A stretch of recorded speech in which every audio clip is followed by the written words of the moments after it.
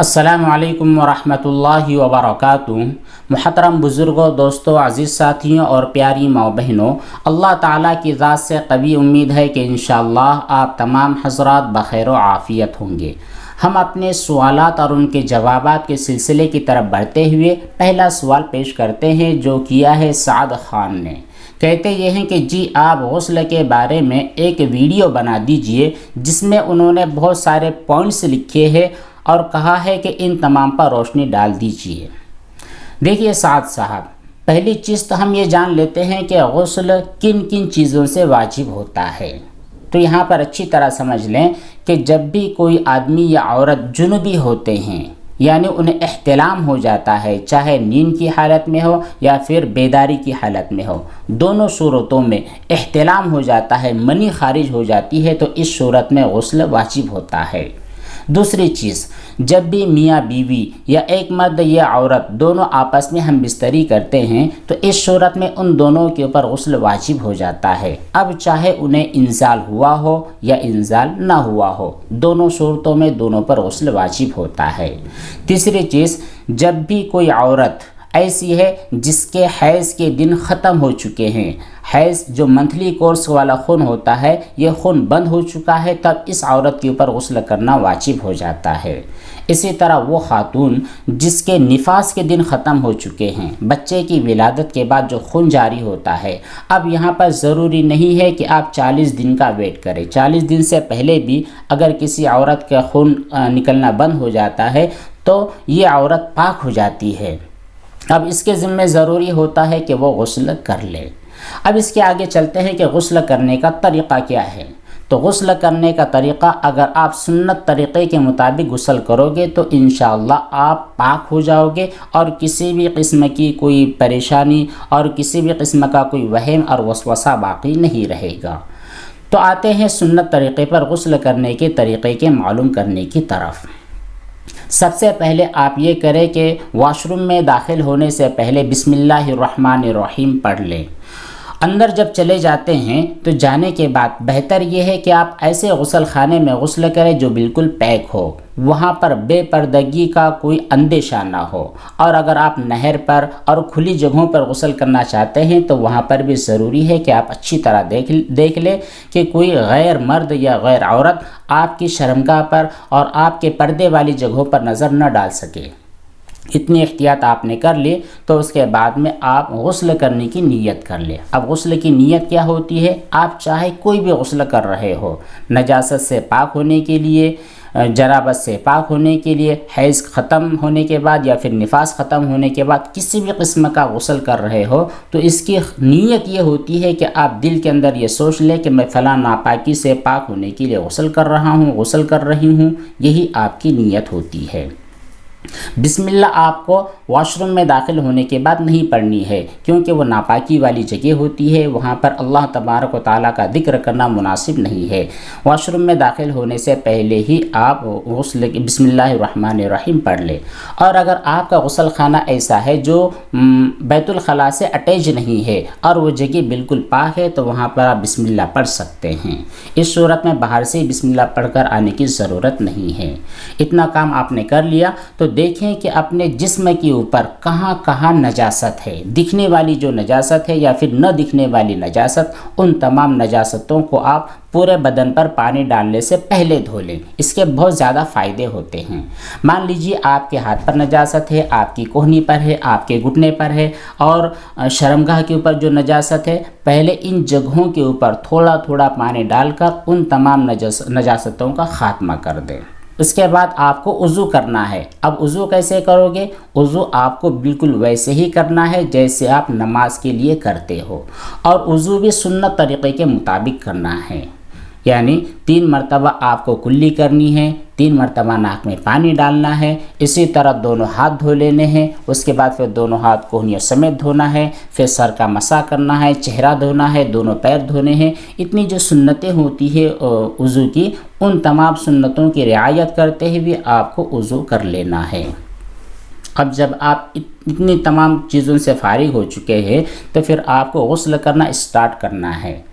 اس کے لیے سوال پیدا یہ ہوتا ہے کہ پھر صابن اور شیمپو کا استعمال کرنا ضروری ہے یا ضروری نہیں؟ تو آپ اچھی طرح سمجھ لیں کہ غسل صحیح ہونے کے لیے شیمپو کا یا پھر صابن وغیرہ کا استعمال کرنا فرض، واجب اور ضروری نہیں ہے۔ اللہ نے اگر آپ کے پاس یہ نعمتیں دے رکھی ہے تو استعمال کریں، اور اگر صابن وغیرہ کی نعمت آپ کے پاس نہیں ہے تو بنا صابن کے بھی آپ غسل کر لیتے ہیں، تو اس صورت میں آپ کا غسل بالکل درست ہو جاتا ہے، اس میں کوئی کراہت باقی نہیں رہتی۔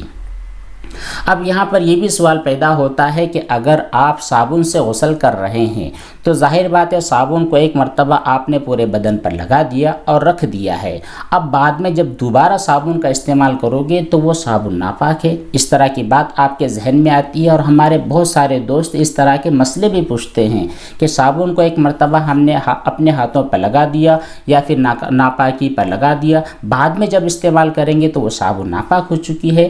تو یہاں پر بھی آپ اچھی طرح سمجھ لیں کہ اگر اس صابن کے اوپر نجاست لگی ہے، مان لیجیے آپ کے ہاتھ میں کوئی ناپاکی تھی، پھر یہی ناپاکی صابن پر لگی ہے، پھر دوبارہ آپ اس کو استعمال کر رہے ہو، تو اس صورت میں بہتر یہ ہے کہ ہاتھ پر صابن لینے کے بعد اس پر تھوڑا سا پانی ڈال دیں۔ پانی ڈالنے کی وجہ سے ہوگا یہ کہ اس پر کی جو گندگی اور ناپاکی ہوگی وہ نیچے چلی جائے گی، پھر دوبارہ آپ بالکل صابن کا استعمال کر سکتے ہوں۔ اب آگے یہ بھی سوال پیدا ہوتا ہے کہ جو جھاگ ہوتا ہے، صابن کا جو جھاگ ہوتا ہے، یہ پاک ہوتا ہے یا ناپاک؟ تو یہاں پر بھی آپ بالکل پریشانی کے شکار نہ ہوں۔ وہ جو جھاگ وغیرہ ہوگا، اس جھاگ کی چھینٹیں ادھر ادھر لگ جائیں گے، تو اس اعتبار سے آپ کو کوئی تکلیف اور تکلف میں نہیں پڑنا ہے۔ پہلی چیز تو یہ ہے کہ جب آپ نے اپنے پورے بدن سے نجاست اور ناپاکی کو ختم کر دیا ہے تو پھر آپ کا جسم پاک ہے۔ تو پاک جسم کے اوپر اگر آپ صابن لگاتے ہو، اس کی جھاگ اڑتی ہے، اس کی چھینٹیں اڑتے ہیں، تو پھر اس صورت میں گھبرانے اور ڈرنے کی کوئی ضرورت نہیں ہے، کیونکہ آپ کا بدن پاک ہے اور آپ کے بدن پر لگنے والا صابن اور شیمپو بھی پاک ہے، اور اس کے جو جھاگ وغیرہ ہوتی ہے وہ بھی بالکل پاک ہی رہیں گے۔ اب ایک سوال یہ اور پیدا ہوتا ہے کہ آپ جو غسل کرتے ہو تو غسل کرنے کی دو صورتیں ہوتی ہیں۔ پہلی صورت تو یہ ہوتی ہے کہ آپ شاور کے نیچے غسل کر رہے ہوں، اوپر سے پانی آ رہا ہے اور آپ کھڑے ہیں یا بیٹھے ہیں، تو اس صورت میں جو آپ کے بدن سے چھینٹیں اڑیں گے تو یہ چھینٹیں ظاہر بات ہے آپ کے ٹوائل پر، آپ کی دیوار پر، دروازے پر، لاک پر پڑیں گے، تو یہ پاک ہوں گے یا ناپاک؟ تو یہاں پر بھی آپ بالکل نہ گھبرائیں، وہ تمام چیزیں پاک ہی رہیں گی، خامخواہ آپ پریشانی میں مبتلا نہ ہوں۔ دوسری صورت غسل کی یہ ہوتی ہے کہ آپ بیٹھ کر کے غسل کرتے ہوں، اور آپ کسی ٹب سے یا پھر کسی بالٹی یا کسی برتن وغیرہ سے پانی لے لے کر اپنے پورے بدن پر ڈالتے ہو، اپنی پوری باڈی کو بھگوتے ہو، تو اس صورت میں بھی جو چھینٹیں اڑتے ہیں یہ چھینٹیں ناپاک نہیں ہوتے ہیں، کیونکہ آپ نے پہلے ہی اپنی جسم کی نجاست کو صاف کر رکھا ہے۔ اب یہاں پر یہ بھی سوال پیدا ہوتا ہے کہ اب ہم جو غسل کریں گے وہ غسل کے چھینٹیں اڑ کر دوبارہ پانی کے اندر چلے جاتے ہیں، اور یہ چھینٹیں بالکل نارمل اور بہت زیادہ معمولی ہوتے ہیں، تو اس صورت میں بھی آپ کو گھبرانا نہیں ہے۔ پہلی چیز تو آپ کو احتیاط سے کام لینا ہے کہ چھینٹیں وغیرہ اڑ کر پانی میں نہ چلے جائیں، لیکن اگر چھینٹیں اتنی زیادہ مقدار میں اڑے ہیں، مان لیجئے آپ کے پاس جو بالٹی ہے وہ 5 لیٹر کی ہے اور آپ کے بدن کا جو پانی اس میں گیا ہے وہ 2 لیٹر چلا گیا ہے، تو پھر ظاہر بات اس صورت کے اندر وہ پانی گندا ہو چکا ہے۔ لیکن عام طور پر غسل کرتے وقت اتنے زیادہ چھینٹیں نہیں پڑتے ہیں، بہت زیادہ نارمل، بہت زیادہ معمولی مقدار میں 2-4 ملی پانی کی چھینٹیں اس کے اندر پڑتے ہوں گے، اس لیے اس میں بہت زیادہ گھبرانے اور ڈرنے والی بات نہیں ہے۔ اس طرح جب آپ مکمل طور پر غسل کر لیں گے تو انشاءاللہ اللہ تعالیٰ کی ذات سے قوی امید ہے کہ آپ کسی بھی قسم کی پریشانی اور تکلیف کے شکار نہیں ہوگے، شرط یہ ہے کہ آپ سنت طریقے کے مطابق غسل کریں۔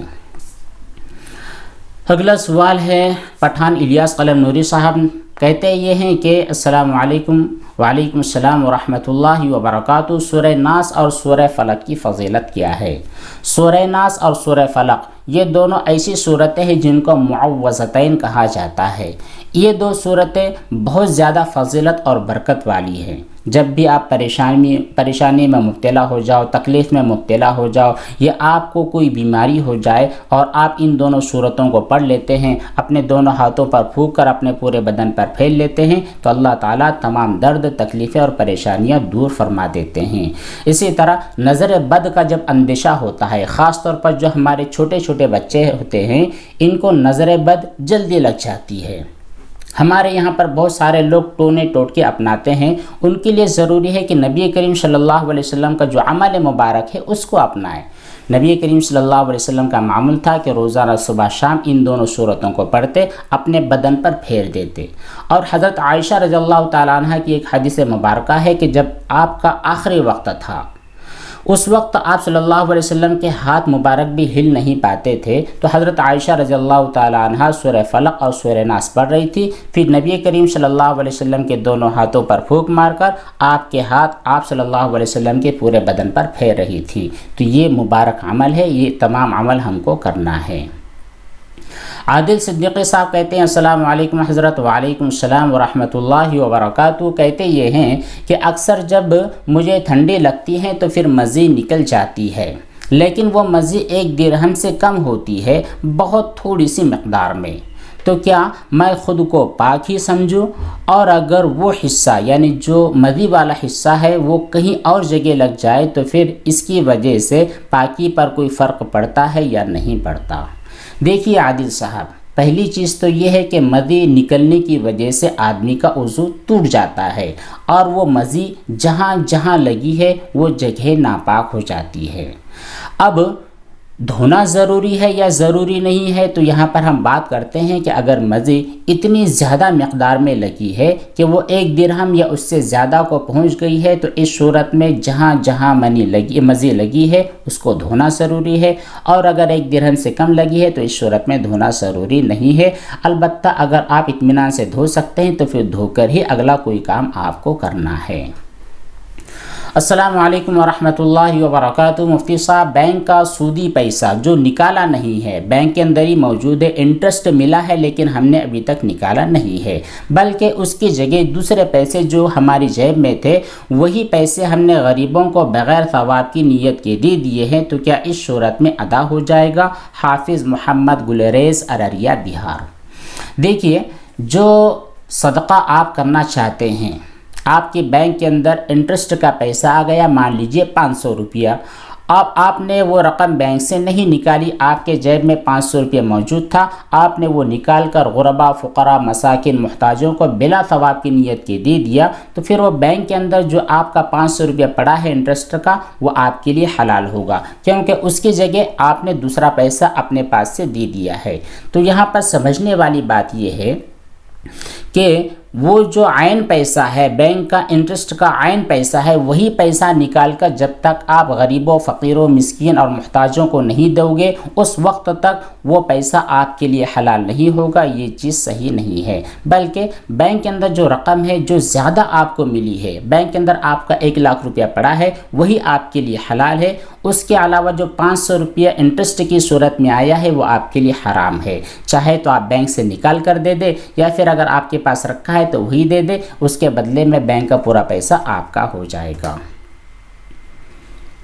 ماسٹر پلیز کہتے یہ ہیں کہ مفتی صاحب، پہلے میں حفظ کر رہا تھا تو 3-4 صفحے سبق سنا دیا کرتا تھا، اب میں دور کر رہا ہوں تو اب یاد ہی نہیں ہوتا ہے، بہت مشکل سے 5 صفحہ بھی یاد نہیں ہو پا رہا ہے، تو میں کیا کروں؟ مجھے کچھ آئیڈیا بتلا دیں۔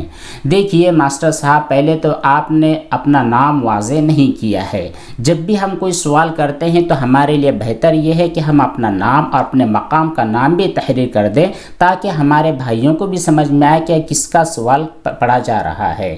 تو خیر، آپ نے کہا ہے کہ پہلے آپ کا حافظہ اچھا تھا، آج خراب ہو چکا ہے۔ پہلی چیز تو ہم آپ کو بتلاتے ہیں کہ آپ اللہ تعالیٰ کی رحمت سے مایوس اور نا امید ہرگز نہ ہو۔ دیکھیے، ذہن انسان کا کبھی شارپ ہوتا ہے، کبھی شارپ نہیں ہوتا۔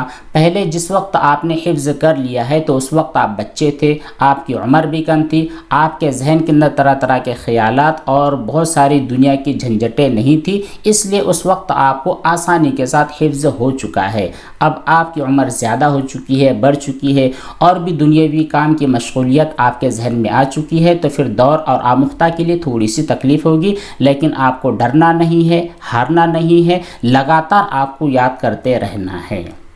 دوسری چیز، آپ سب سے پہلے روزانہ ایک کام یہ کیا کریں کہ آپ 2 رکعت روزانہ صلاۃ التوبہ، توبہ کی نیت سے 2 رکعت پڑھ لیں۔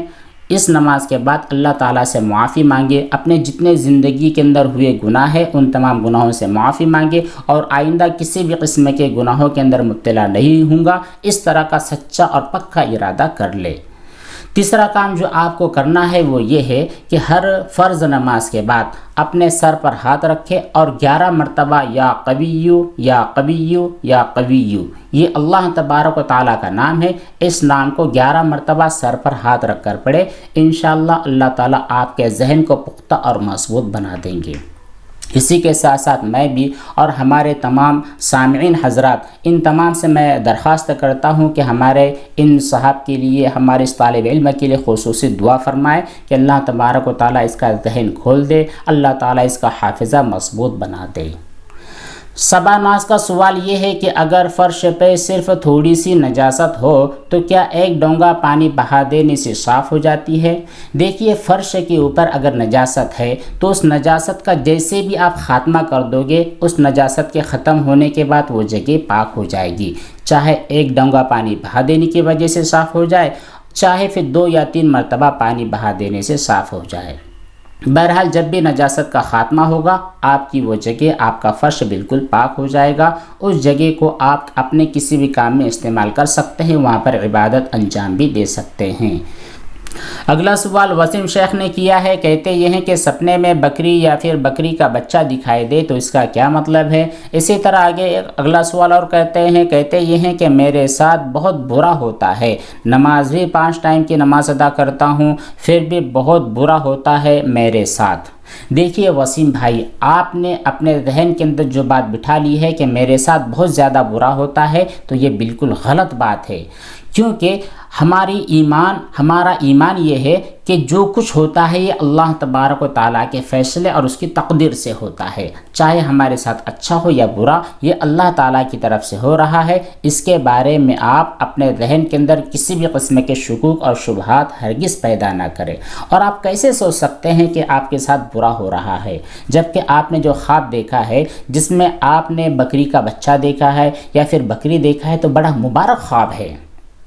اگر آپ نے بکری کا بچہ دیکھا ہے تو پھر اس سے مراد یہ ہے کہ اللہ تبارک و تعالیٰ آپ کو اولاد عطا فرمائیں گے، لڑکوں والی اولاد عطا فرمائیں گے، بڑا مبارک خواب ہے آپ کا۔ اسی طرح اگر آپ نے بکری دیکھی ہے یا پھر بکرا دیکھا ہے تو اس کی تعبیر یہ ہے کہ اللہ تبارک و تعالیٰ آپ کو مال غنیمت عطا فرمائیں گے، اللہ تعالیٰ آپ کی تجارت میں خوب برکت عطا فرمائیں گے۔ جب آپ کے خواب مبارک ہے تو پھر آپ کس طرح سمجھ رہے ہیں کہ آپ کے ساتھ برا ہو رہا ہے؟ یہ شیطان نے آپ کے ذہن میں ڈالا ہے، اس کو باہر نکال دے، اللہ تعالیٰ سے مانگتے رہے، نمازوں کی پابندی کرتے رہیں۔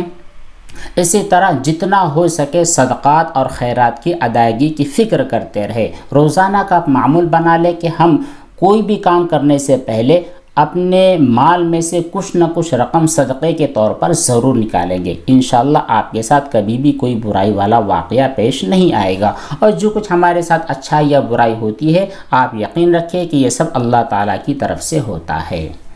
پٹھان الیاس قلم نوری صاحب کہتے ہیں السلام علیکم۔ وعلیکم السلام ورحمۃ اللہ وبرکاتہ۔ کھانا کھاتے وقت کون سی دعا پڑھنی چاہیے؟ کھانا کھاتے وقت ہمیں بسم اللہ الرحمن الرحیم پڑھنا ہے یا پھر بسم اللہ وعلی برکت اللہ پڑھنا ہے، دونوں میں سے جو آپ مناسب سمجھے، جو آپ کو یاد ہو بالکل پڑھ سکتے ہیں، کیونکہ جو حدیث مبارکہ ہے جس میں نبی کریم صلی اللہ علیہ وسلم کے ساتھ ایک بچہ کھانا کھا رہا تھا تو پھر آپ نے ارشاد فرمایا کہ کل بیمینک، اپنے دائیں ہاتھ سے کھاؤ، وکل مما یلیک، اور اپنے سامنے سے کھاؤ، اور یہاں پر یہ بھی ارشاد فرمایا قل بسم اللہ، بسم اللہ کے ساتھ کھاؤ، یعنی اللہ تعالیٰ کا نام لے کر کھاؤ۔ تو کھانا کھانے سے پہلے آپ کو بسم اللہ و برکت اللہ یا پھر بسم اللہ وعلی برکت اللہ یا پھر بسم اللہ الرحمن الرحیم پڑھ کر کھانا ہے، اور جب آپ کھانا کھا چکو تو وہاں پر بھی آپ کو دعا پڑھنی ہے، الحمدللہ الذی اطعمنا وسقانا وجعلنا مسلمین، یہ دعا آپ کو کھانے کے بعد پڑھنی ہے۔ اسی طرح آپ کہتے یہ ہیں کہ کوئی شخص قرض میں مبتلا ہو تو قرض سے نجات پانے کے لیے کوئی دعا بتائیں۔ کو دعا پڑھنی ہے اللہم اکفنی بحلالک عن حرامک واغننی بفضلک عمن سواک۔ اسی طرح جو مشہور دعا ہے اللہم انی اعوذ بک من الہم والحزن واعوذ بک من العجز والکسل واعوذ بک من الجبن والبخل واعوذ بک من غلبۃ الدین وقہر الرجال. یہ دعا بھی آپ کو پڑھتے رہنی ہے، اللہ تعالیٰ سے دعا بھی کرتے رہنی ہے. اس کے بعد اگلا سوال کیا ہے ایمل ولی موسانی نے. کہتے یہ ہیں کہ وعلیکم السلام ورحمۃ اللہ وبرکاتہ. اگر موبائل یا کوئی بھی چیز پر ناپاکی لگ جائے تو کیا ایک بار پیچھے کپڑے سے صاف کر دینے کی وجہ سے پاک ہو جائے گا یا 3 مرتبہ صاف کرنا لازمی ہے؟ اگر ایک مرتبہ وہ نجاست ختم ہو جاتی ہے تو پھر آپ کا موبائل ہو یا پھر کوئی بھی چیز ہو جس کے اندر نجاست جذب نہیں ہوتی ہے وہ چیز پاک ہو جائے گی. لیکن بہتر یہ ہے کہ آپ 3 مرتبہ کر لیں. 3 مرتبہ دھونا اور 3 مرتبہ پوچھنا ضروری نہیں ہے، ضروری صرف 1 مرتبہ ہے اگر وہ 1 مرتبہ میں صاف ہو جائے. لیکن اگر 3 مرتبہ میں بھی صاف نہیں ہوئی ہے، 4تھی مرتبہ پوچھنا ضروری ہے، تو اس صورت میں 4 مرتبہ بھی پوچھنا ہوگا. بہرحال جتنی مرتبہ میں وہ نجاست ختم ہو جائے گی اتنی مرتبہ پوچھنا ضروری ہوتا ہے. اب یہاں پر 3 کی قید نہیں ہے. السلام علیکم ورحمۃ اللہ وبرکاتہ. مفتی صاحب کیا بچے کی ختنہ ہونے کے بعد بچے کے اوپر سے پیسوں کی بیل اتارنا درست ہے؟ بچے کے اوپر سے پیسے پھیر کر بچے کو دے دیتے ہیں. جواب عنایت فرمائیں. حافظ محمد سلیم ڈگرس مہاراشٹرا سے کہتے ہیں. دیکھیے یہ جو ختنہ کی روایت ہے یہ تو سنت ہے. نبی کریم صلی اللہ علیہ وسلم اور تمام انبیاء علیہم الصلاۃ والتسلیم کی سنت ہے بچوں کی ختنہ کروانا. لیکن اس کے ساتھ جتنے ڈھکوسلے بازیاں ہے، ایک پروگرام باقاعدہ منعقد کروایا جاتا ہے، تمام رشتہ داروں کو دوست احباب کو بلایا جاتا ہے، ایک فنکشن ہوتا ہے، یہ سب کے سب دین اور شریعت سے بہت زیادہ دور ہے. دین اور شریعت سے ان کا کوئی تعلق نہیں ہے. بچے کا صرف ختنہ کروا دیا جائے، اس کے بعد بس. ختنہ کروانے کے بعد اور کوئی دوسرے کام کرنا، مثال کے طور پر بچوں کی بیل اتارنا، پیسہ وغیرہ ان کے سروں سے پھیر کر، اور یہ سمجھنا کہ اس کے اندر بچے کی جتنی بلائیں ہیں وہ تمام چیزیں ان پیسوں کے اندر آ گئی، اب یہ پیسہ ہم غریبوں فقیروں مسکینوں کو دے دیں گے تو بچے کی بلا غریبوں کی طرف ٹلا. یہ سب چیزیں درست نہیں ہے. یہ سب لوگوں کے توہمات میں سے آتے ہیں. یہ تمام چیزیں چھوڑنی ضروری ہیں. اگلا ایک سوال ہے. السلام علیکم مفتی صاحب. وعلیکم السلام ورحمۃ اللہ وبرکاتہ. میرا سوال یہ ہے کہ میرے چھوٹے بچے پیشاب کر دیتے ہیں، واش نہیں کرتے ہیں.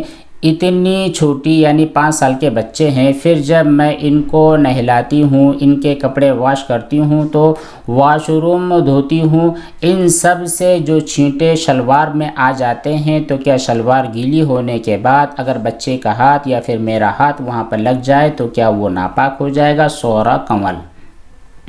دیکھیے جو چھوٹے بچے ہوتے ہیں یا پھر بڑے لوگوں کے پیشاب اور ناپاکی ہوتی ہے، ان کو صاف کرنا انتہائی ضروری ہے، اور صاف کرنا بھی شرعی اصولوں کے مطابق ہونا چاہیے.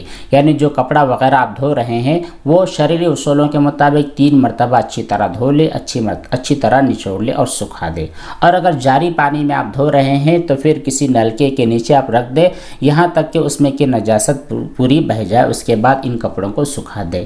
لیکن آپ نے کہا ہے کہ اس گیلی شلوار کے اوپر اس ناپاکی کا اثر آتا ہے یا نہیں، چونکہ آپ واش روم وغیرہ دھو رہی ہوتی ہیں. تو دیکھیے یہ جو چھینٹے ہوتے ہیں ان چھینٹوں سے بچنا ہے، جتنا آپ کو ممکن ہو سکے اتنا بچنا ہے. اور اگر بہت زیادہ بچنے کے باوجود بھی کچھ چھینٹے وغیرہ آ رہے ہیں تو ظاہر بات ہے وہ عین نجاست کے چھینٹے نہیں آ رہے ہیں، بلکہ اس نجاست کو صاف کرتے وقت 1 مرتبہ پانی بہہ چکا ہے، 2 مرتبہ پانی بہہ چکا ہے، پھر اس کے بعد اس کی نجاست کے اندر بہت زیادہ خفت اور کمی ہو گئی ہے. پھر ایک آدھ چھینٹا اگر آپ کے بدن پر آ جاتا ہے تو اس صورت میں بہت زیادہ گھبرانے اور ڈرنے والی بات نہیں ہے. لیکن اگر آپ کو لگ رہا ہے کہ عین آپ پیشاب والی جگہ کو دھو رہے تھے، یعنی ایک کپڑا تھا جو بالکل پیشاب سے ملوث تھا، آپ اس کو دھو رہے تھے اور یہی چھینٹا اڑ کر آپ کے کپڑے یا آپ کے بدن یا کسی اور چیز پر لگا ہے تو پھر اس صورت میں دھونے کے بارے میں خاص اہتمام کرنا چاہیے، ان کو دھونا ضروری ہے. اب اگلا اور آخری سوال کیا ہے پٹھان الیاس قلم نوری صاحب نے. کہتے ہیں السلام علیکم. وعلیکم السلام ورحمۃ اللہ وبرکاتہ. کامران نام رکھنا کیسا ہے؟ کامران کے معنی ہوتے ہیں مراد کو پا لینا، کامیاب ہو جانا. آپ اپنے بچے کا نام کامران بالکل رکھ سکتے ہیں، شرعی اعتبار سے کوئی رکاوٹ نہیں ہے. لیکن بہتر یہ ہے کہ ہم اپنے بچے اور بچیوں کے نام صحابہ اور صحابیات کے ناموں پر رکھیں. اس کی وجہ سے اپنے بچوں کی عمروں کے اندر اور ان کے مقدرات میں اللہ تعالیٰ سے ہم امید رکھ سکتے ہیں کہ وہ تمام صفتیں ڈال دے جو صحابہ اور صحابیات کی تھی۔ تو بہرحال اگر آپ نے کامران نام رکھا ہے تب بھی کوئی حرج نہیں ہے، نام رکھنا درست ہے، لیکن بہتر صحابہ اور صحابیات کے نام ہی ہیں۔ یہ تھے چند سوالات اور ان کے جوابات جو آپ کی خدمت میں پیش کیے گئے ہیں۔ آپ سے گزارش ہے کہ آپ ان تمام سوال اور ان کے جوابات کو اچھی طرح خود بھی سن لیا کریں، اپنے دوست احباب اور گھر والوں کو بھی سنا دیا کریں۔ ہو سکتا ہے ہمارا کوئی مسئلہ ہمارے ذہن کے اندر کوئی چیز ہو اور وہی ہمارے بھائی نے سوال کیا ہو اور وہ مسئلہ ہمارا بنا پوچھے بنا ڈھونڈے حل ہو جائے۔ اللہ تبارک و تعالی ہم تمام کو عمل صالح کی توفیق عطا فرمائے، آمین۔ والسلام علیکم ورحمۃ اللہ وبرکاتہ۔